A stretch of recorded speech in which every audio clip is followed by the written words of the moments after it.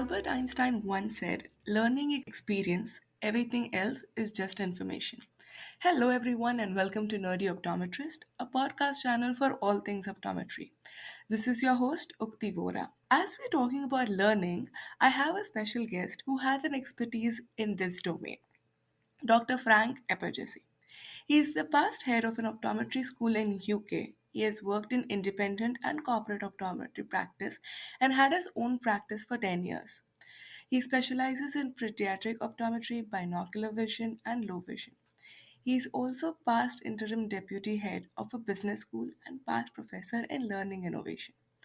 He's a co-founder director of the EyeTools professional development platform. And since March 2020, yes, during the lockdown, when we were all struggling what to do, he was able to develop a community of 670 eye specialists with which he shares his resources derived from his 29 years of experience as an optometrist and educator.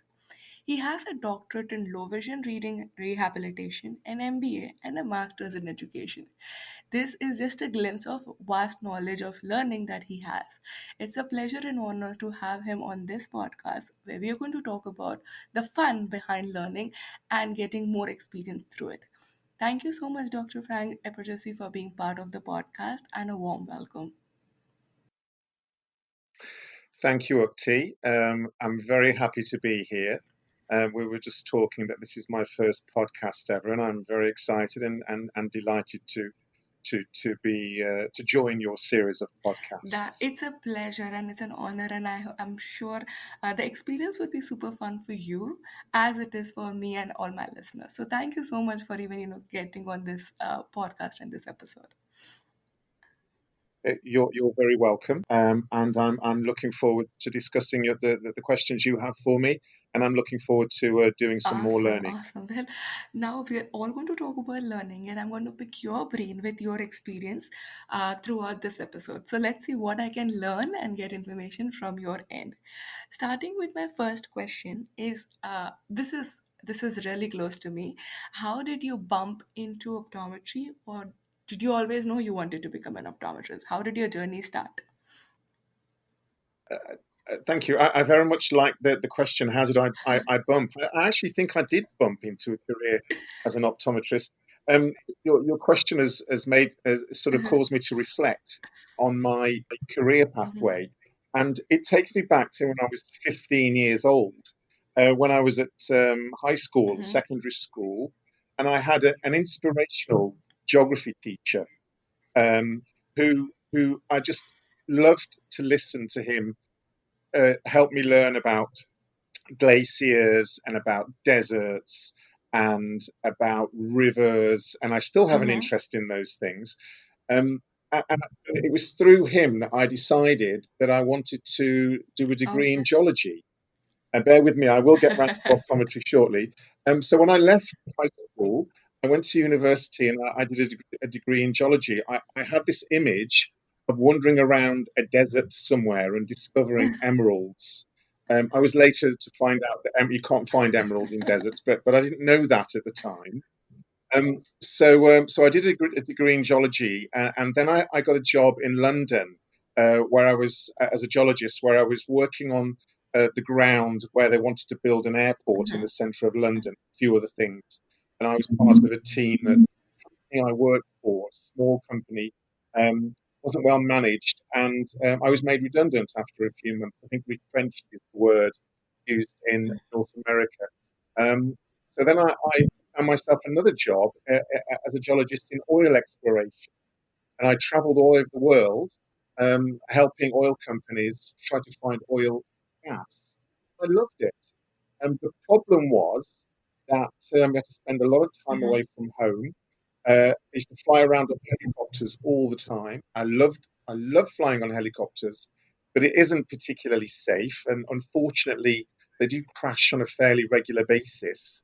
And of course, being on an oil rig isn't the safest environment to be Absolutely. working in. I did it for about 4 years, and a friend of mine, a close friend of mine, who I'd sort of grown up with, was an optometrist, and said, "Frank, you're doing these wonderful things, but you're away so much, and your friends miss you.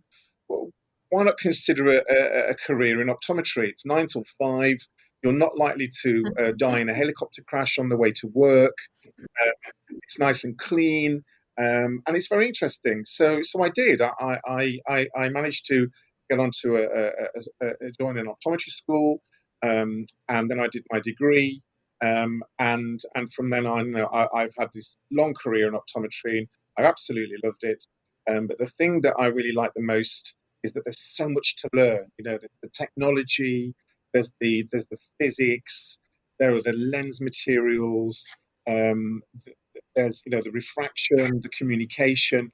It's such a Right. broad area, and there's just so much to learn. And I'm a keen Absolutely, learner. absolutely. Well, with the kind of pivot you had in your career from being a geologist to being an optometrist with your master's, your MBA, starting EyeTools, I can definitely vouch you are a learner and you enjoy learning. But that's a huge pivot. I had no idea about this. So that's a good information to learn. Usually, from the stories I hear, like, with previous guests or even the friends, it would be, you're debating which career you want to go into, but you're somewhere into like medicine. But this is one of its kind. So that's why this is my favorite question, where I hear like all fun stories behind how they actually bump into the career. So now, talking about learning, right? Because you've been teaching and you have this experience of more than 29 years, and you now have this amazing platform called iTools. I want to understand, what was your thought process even before starting that? What, according to you, are the gaps in learning, especially in optometry or eye care? Yeah, when I eventually became a lecturer at the university where I was a student, and what I noticed very quickly was that students who were joining in year one from high school, who had good high school exam results, were coming to the university. They were struggling to their learning and their exams at the university, and I think it's because in high school and secondary there's a lot more memory work. There's a lot of, unfortunately, teaching to the exam. So really focusing on the exam. And at university, it isn't like that. You can't do well just by memorizing things. You have to truly understand concepts. And I think one of the issues with university and college is I don't think the lecturers highlight enough that it's simply not enough to memorize some bullet points on a PowerPoint slide. That does not lead to good understanding. You need deeper understanding, which comes from two things, I believe. Reading properly set out narrative. By that I mean chapters in good textbooks and research papers. So where it's properly set out, where there's a discussion and there are pluses and there are minuses, Right. one needs to read those. And then, secondly, reading is not enough. I think we need to properly engage with the information in books and papers. And what do I mean by properly engage? Well, I mean by um, uh, having. I'm a great believer in using paper, so having those chapters printed out, and as I read them, underline things, I highlight things, I add in my own notes, I add in, and I blend together what I've heard in the lecture theatre with what I'm Right. reading in those chapters and in those papers. And by engaging with it and reading it and being part of it, I believe that helps with the learning. People sometimes think that if I just read it and read it and read it, then somehow I'll understand it and I know it, and some understanding will come from it. But I think you have to do more than that. You really got to engage with it, and work with it, and be part of it, and that will then allow you to convert the information that's there into knowledge and understanding, and then you'll be able to become a good practitioner and do the very best for your patients. You have to do the reading and you have to do the engaging to succeed at university and to be a good practitioner. That's my Absolutely. I view. have to kind of highlight two things which you mentioned. One is reading, which somewhere I feel not everyone is like a reader, that is a skill by itself, which is difficult to develop for many. And other thing is, reading is not learning, which sometimes could be part of information which will stay with you. But how you mentioned, like underlining, making your notes, trying to reread whatever you have read to make sure that you really understand and just not browse through it. I think those are really important things which you highlighted, and I completely agree on that. Sometimes we just read or to Mm. make sure to just complete what we're trying to understand but not really engage in it. Yes, it's the engagement that's the Absolutely, important part. absolutely. Now, talking about students, because you've been a professor, you are engaged with so many students and you connected with them. How can a student enhance their learning skills? Yes, one of my other roles at the same university was after about 20 years, I moved out of the optometry department and I moved into a section where there was a group of about 65 of us, and our responsibility to help the educators learn how to educate, so to help the lecturing staff learn how to teach, but also the other side of our work was helping the students how to learn. Um, so my advice would be is when someone is starting a new course, a new program on day one of year one, that should be the day they start preparing for exams. Not to leave it till the week before or the night before, but day one of year one, they should be already thinking. I know this sounds a bit sad and a bit nerdy perhaps, but they should already be thinking about the exams on day one, year one. Then I suggest that they turn up to everything, every Right. class, every lab, every clinic, every extra session that's offered, every evening lectures. Again, when I was at optometry school as a student, there used to be evening lectures where I went and I learned things and I socialized with my friends. And I met people from other universities and my personal network.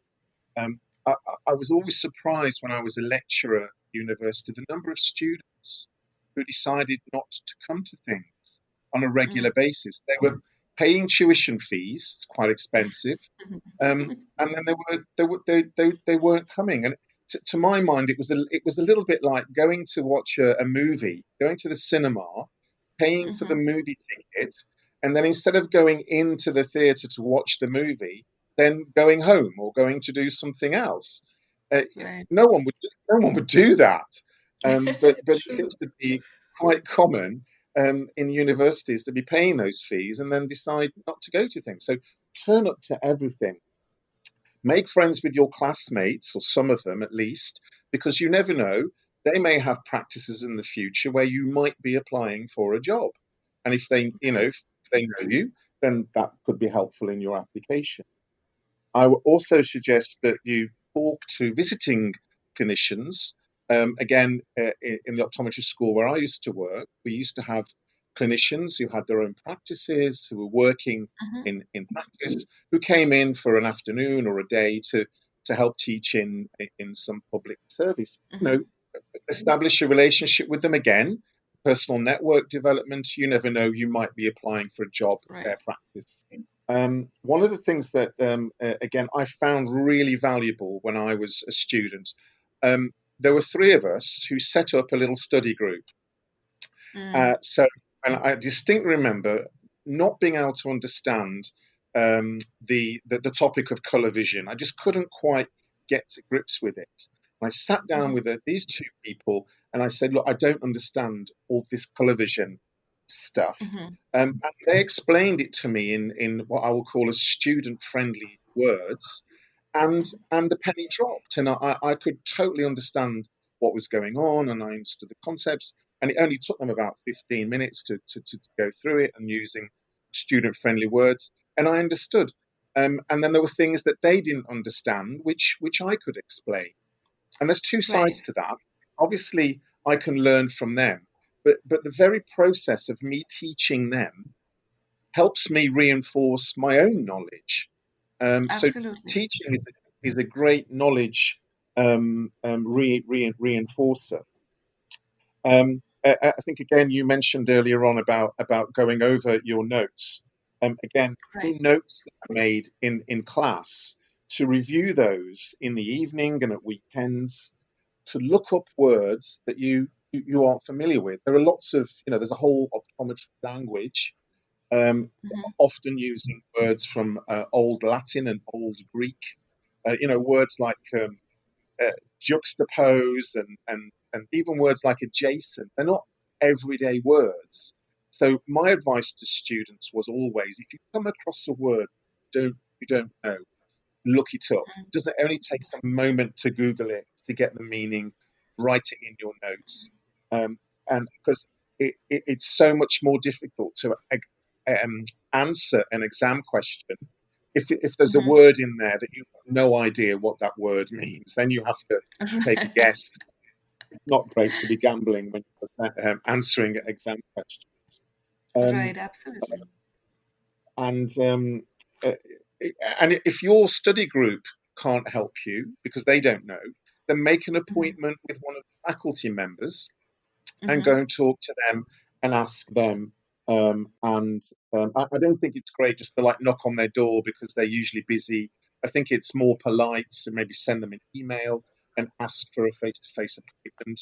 The other thing is get hold of past exam questions if you can, or model exam questions, and write your own model answers, and maybe do it with your study group. Um, Right. the key is, review your work, make sure you understand everything. If you don't, then take action. And the other thing that I really, and I still do this, I reflect on things that went well, and I understand why they went well. It's okay to reflect and say such and such a thing went well, but I think you need to go the extra step and understand why it went well. So then you can use that process again, and then reflect on the things that went badly, Right. and why they went badly, and develop a process to avoid this happening again. So my example would be you're late for class because the public transport that you use was late. Right. The way to solve that is to make sure that you get very early public transport and allow for the possibility of the bus that gets you there just in time, allow for the possibility of that running late. So catch the earlier bus, and that's just one example of reflecting and learning from things went wrong. Um, and my final, I Right. think I've got two more points on this. When you get to the exams, for exam preparation, there shouldn't be anything left that you don't understand because you should have covered all of that in the months leading up to the exam preparation period. Right. If you can do that, you'll get better exam marks than your classmates. And of course, it's a competitive business. Who wants to get a good job? And if you've got better qualifications because you've got better marks, then you never know. You may be the one that gets the job for jobs. One last point on this: start all your assignments as soon as you get them. Make some sort of start, even if that's just writing down the title and maybe a few subtitles, and keep the momentum going. Do something with your assignment every day. And before you know it, you'll have got some words down, and that will give you impetus, and that will give you joy that you've made a start, and you see you've got some words down there, and keep the momentum. And if you're a Right. procrastinator, I have a whole lecture on procrastination because it's very common for students and other people as well. But if you're a procrastinator, then go on an anti procrastination course or look things up online because procrastination, it can be the killer for students. Leaving things to the last minute means poor quality work, missing deadlines. And if that's your nature, then you need to find a solution because procrastination will hold you back and it can really Absolutely. badly affect. I thank you so much for being, so thorough with that question. And I have some follow-up questions on that, just to kind of better understand your perspective. So as you rightly mentioned, the first thing that you mentioned of, starting early from actually day one, the minute you start your new course, or like new semester, your first day, start learning and making notes. Here is one thing which I feel I even struggled as a student when I think about it is, initially you are all prepped up. First day you will start writing notes, you'll read everything, go back. But during an entire semester of say 6 months, there would be a time when you start falling out, right? Where you're like, oh, you missed one day, and then it just keeps backlogging, and you might just feel it's, oh, you've already lost track of it, or the enthusiasm goes down, and they're like, oh, you know what, I've done it for like maybe month or two, I missed for 2 months, and they're like, I'll cover everything at the end. How do you sustain it is my question. That's a very good question, and it's very difficult to sustain. Uh, One thing I can think of is to make sure that you get plenty of rest. Mm. So I've mentioned lots of things there about working, but having some rest and having some other activities, I think, is very important to keep fresh. Right. So, make sure you have, if you can, have a mid-morning break, even if it's just like for 15 minutes, get some fresh air, maybe walk around, look at some trees, and then make sure you have a proper lunch break. Um, you know, doom scrolling on an iPhone is not a proper lunch break. Go and sit with some friends, put your phones to one side, have some healthy food. I try and avoid myself bread at lunchtime because it makes me feel a little bit drowsy. So I'll have some fruit and vegetables, plenty of water, a little bit of caffeine, perhaps a little bit of coffee or Right. tea, and then again a little bit of a break, maybe in the afternoon. Again, maybe just 15 minutes. Again, making sure you're hydrated, that you're getting some fresh air, some sunshine if you can for the vitamin D. And again, studying until 3 or 4 o'clock in the morning is an absolute waste of time. And all it does is run down your immune system, Mm. open up the barrier to disease. Mm. So good, sleeping for at least 8 hours. Have a good sleep hygiene preparation before you go to bed. No alcohol, no coffee, and maybe at the weekend let your hair down and do those things. Sport is a good one if you can take part in some Right. activities. I used to do a lot of badminton, and it doesn't have to be high level badminton or high level sport. It may just be brisk walking with some friends. So I think socializing, being active, having a reasonable diet, and resting and good sleep will give you the energy to stay on track. It's all about decision making, and we can make better decisions, I Mm-hmm. think, when we're healthy and we have good nutrition, and we're not overly tired. Trying to get through on 2 or 3 hours worth of sleep, is just is the What you road to rightly mentioned catastrophe. is creating a lifestyle or a healthy lifestyle, not just for learning, but also for yourself, in a way where everything goes hand in hand. It's not just, making your notes or reading, but making sure every activity that you do is around learning. It could be sports, it could be talking to your friends, it could be healthy eating, or, doing some activities around it. So if you have a healthy lifestyle, along with a practice which helps you learn every day, is definitely a key. I think that's a fantastic lesson that you shared. Another thing which I Thank you. loved, from that answer is the power of group study. I feel sometimes we underestimate it, but I know myself, I had the same experience. Like, we had a group of friends where my learning was best when I used to teach someone in my group, because if they don't understand something, I have to make sure I understand that topic, or that subject thoroughly before I even start talking about it. So that is a reverse learning. And when they used to teach me, I understand it better as well, like you mentioned. So that Yes. process is extremely powerful. So I would highly recommend everyone to have a study group. And according to me, that study group should stay even after your college or your school, because it's not that you're there in the exam, or like you're learning a course and then you're done. Especially in optometry and eye care, you're learning all your life. So there might be something even in your practice where you have a question or you might not be good at. Learning from a friend or having that close group who can teach you would be very, very powerful. So just stay in touch and just don't focus only on exam learning. Just go beyond it, because l- college or school is just a beginning. But those are Now, excellent points. Thank you. based on your experience, what are the important tips and tricks according to you for a practitioner to keep learning? Okay, so in the Hmm. UK, and I'm pretty sure in the US as well, in the UK, the regulator, Right.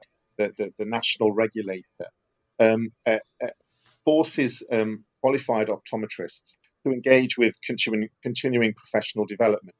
So, in order to Yes. remain licensed, every year, an optometrist has to conduct a minimum of 12 hours worth of accredited Right. um, continuous CPD.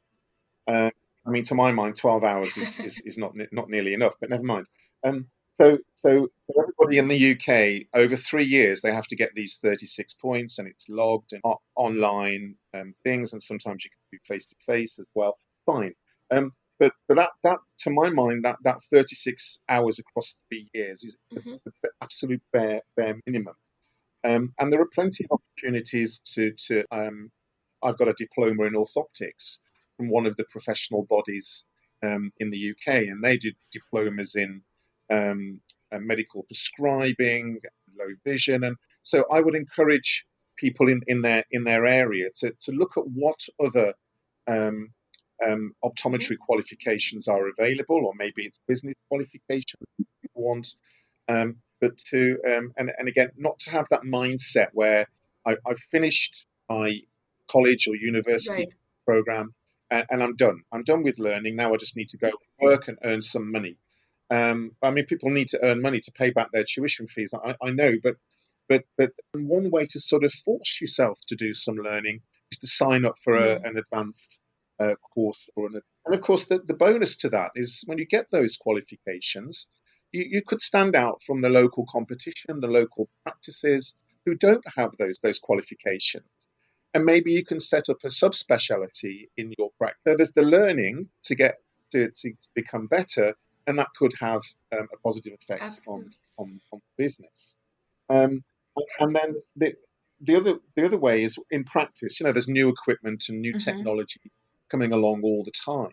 So I remember when OCT first appeared in the optometry school where I worked, and it was delivered, and the engineer set it all up and gave a few of us a tutorial. But then we sat down with the manual, went through the manual, and then we practiced on each other. We practiced on members of staff. We practiced on students. We practiced on volunteer patients. We practiced and we practiced and we practiced on that until we got good at doing it, and then we learned how to interpret the OCTs. Because of course, there's one thing about you know getting the scan. But then the other thing is, well, what do I do now? I found something on the scan. So I think practice, and if you're unsure, then ask another practitioner for help. Maybe you're working alongside someone that's more experienced than you. You can ask questions about cases that you're not sure about, and you can Right. ask them perhaps to observe you. And I know that people aren't often very comfortable with being observed, but you really just have to sort of suck that up. And if you're not sure about something, or if you've made a couple of mistakes in some procedure, ask a qualified person to sit with you with a demo patient, and for them to give you a positively critical Right. review of how you did.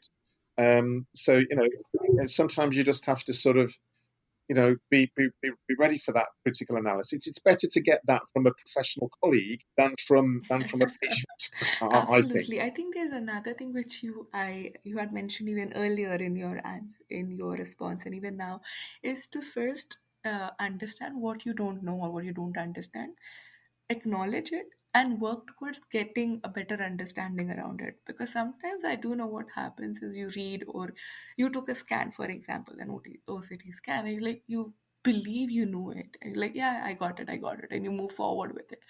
But with an actual patient, when you fumble or you do wrong diagnosis or you don't understand the scan at that point, it could be very embarrassing, as you rightly mentioned. Like you don't want to appear to be that you're not understanding something in front of a patient.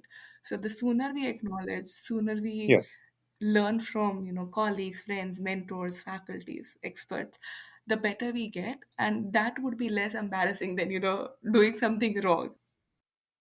I agree. I think the word that comes to my mind right now is we have to be Absolutely. humble and we have to accept that we don't know everything because it's not Hmm. possible. There are always new things coming along, and we have to be humble to accept we owe it to ourselves and to the business and to the patients, not necessarily in that order.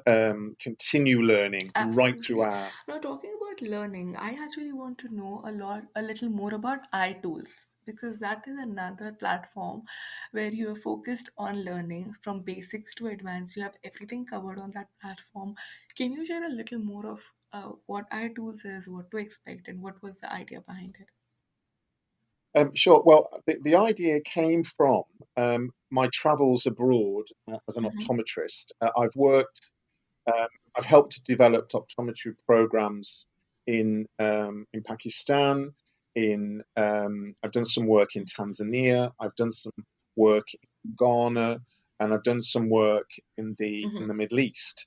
And what I found was in many of those areas that the optometrists there were thirsty for Mm-hmm. knowledge, thirsty for continuing professional development, but there really wasn't a great deal that was available to. And I know these days you can go on onto YouTube and you can find Right. things, but I felt that I could do it. I had a job than what was out there. So I started to think about the things that I'd learnt in practice that perhaps weren't in the textbooks, that weren't taught to me at in optometry school, things that I'd learnt just through doing the wrong thing or not knowing something and something going wrong.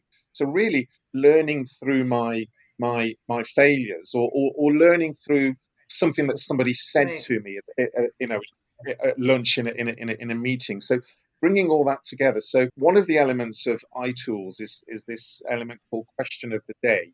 Yes. So every Monday, Tuesday, Wednesday, Thursday, Friday, I launch a question of the day, a post, um, and it's based around usually around a clinical question, um, and I use a blend of the knowledge that's out there, facts from books and papers, and I add to that my own personal experience of that Mm-hmm. particular topic that's in that question. So I try and make it as clinically relevant as possible.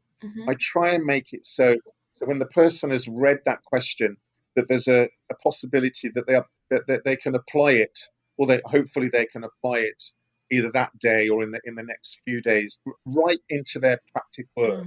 Mm-hmm. My whole aim is to be useful to practitioners, to get better at what they do in practice, to be better with their patients in areas of the world where there isn't a great deal of what I would say is good quality CPD.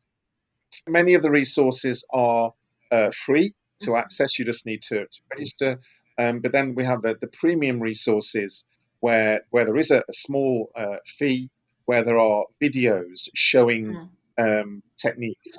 It's one thing about reading how to carry out slit lamp indirect ophthalmoscopy, but if you can see a decent video of it, that helps with the understanding. Try to make it as useful as possible so people can apply it That is straight awesome, and away I in really practice. like what you mentioned, that you are also going trying to teach what you've learned from the failure, because there's this one saying which is like, I've made my mistake. Why do you want to repeat it? Make new ones. So it's a good thing to share the mistakes which are already been learned, resolved, and you have a solution for it. Yeah. One of the things I learned was or read somewhere was that mistakes make the best teachers. Absolutely. Um, but and that's a good point. But you do have to. That's where the reflection comes in. That's where Mhm. the sitting down at the end of the day and taking and thinking what happened today, what went well, what didn't go well, why Mhm. did it go well, Why didn't it go well? And you do need to take that moment to reflect. It's so easy these days to rush from one thing to the next and one day to the next without taking that time to think back Right. and sort of analyze Right, what happened. absolutely. I think that reflection is very important, even not just for learning purposes, for your self growth, even from a practice, from after you complete your school, university for practitioners. At the end of the day, if you can reflect that these things worked well with your patient, with your practice, versus these aren't, or these are the gaps, would be very useful. I completely agree on that. That is actually a takeaway message for me. I do reflect periodically, but doing it every day definitely helps you improve consistently. So thank you so much for highlighting that. Even during this conversation, I'm like, yeah, I don't do that. I should be doing it. It only takes a few minutes, and Right. you maybe jot down some things or keep a note of something, and you can do it. I mean, probably not when you're driving, but I use public transport a lot. So when I'm, Right. coming home from I mean, um, coming home from work or on a public bus or on the train, I try not to be listening to music, and I just sit there and I look out the window and I think about what's gone on in my day. So, or go for a walk. You can be Right. doing other things as long as they're not too distracting when you are reflecting. And I often have my best ideas, I think, when I'm on public I can transport. surely assure you that every one of us can like minimize at least 15 minutes of our social media time and use that for self reflection. I'm sure we all have enough time, but that Good could be point. one good thing that to remember, like it actually takes 10-15 minutes because you have lived the day, you actually know what you have done and what you haven't. So now we did talk a lot about learning and iTools and everything. Now I'm going to go to a fun segment, which I call rapid fire, which, like any other game show that you might have seen, is very simple. Just one rule: I'll be asking you a question, and you have to answer the first or the first response or the quickest answer that comes to your mind. So it's going to be super easy. So are you Okay, all set? I am. Yes, go Awesome. ahead. So, because you do mention that you did travel a lot, which is your favorite destination? My favorite destination, San Diego in California. I Oh absolutely my love it god, there. I love that too. I can retire there, like when I do. The Hotel Coronado is Absolutely, fantastic. absolutely. Well, if you ever visit San Diego or California again, please let me know. I would love to host you. All right, going going to the Okay. next question. Rank in order of preference. What do you enjoy doing the most? Teaching, practicing, or working on your entrepreneur eye tools? Um, well, I think working on iTools is a form Right. of teaching. I Mm-hmm. like teaching because I can help people. But the questions that Mm-hmm. come back to me from the people I'm trying to teach, I help them. The questions that come back are often very useful in my own learning. So I think teaching is my favorite Awesome. thing. Awesome. One hobby that you do when you're not thinking or doing anything in optometry. I'm a great reader. I've got 5 books here next to me, and they range from one book is about a man that walked across Mm-hmm. Afghanistan. There's another book about how to manage money better.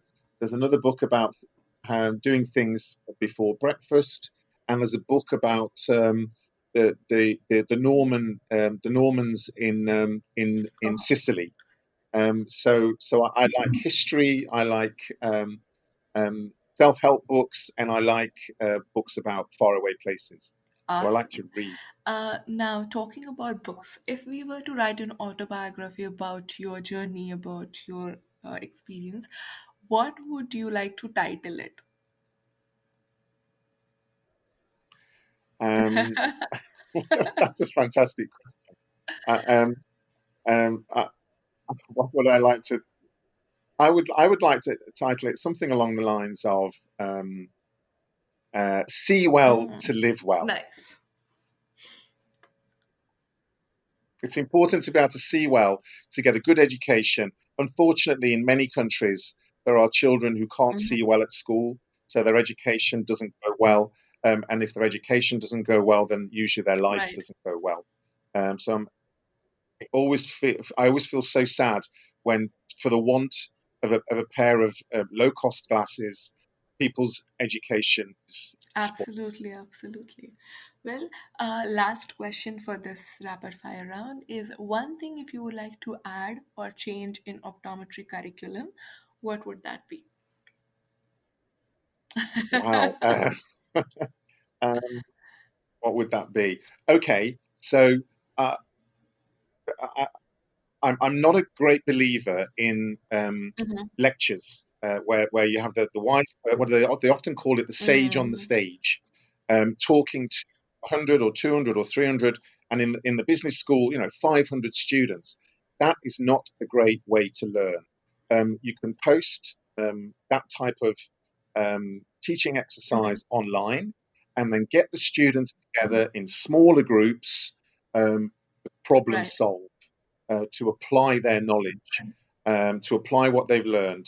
Um, 400 people in a lecture theatre is not a great way to learn. If you can bring people down, and of course it costs to have smaller groups, but in groups of 8, 9, or 10, and give them a problem to solve with the information that you've given them, that's a far, far better way of learning. Some universities do that. There's a famous one in Carolina that's come up with this system.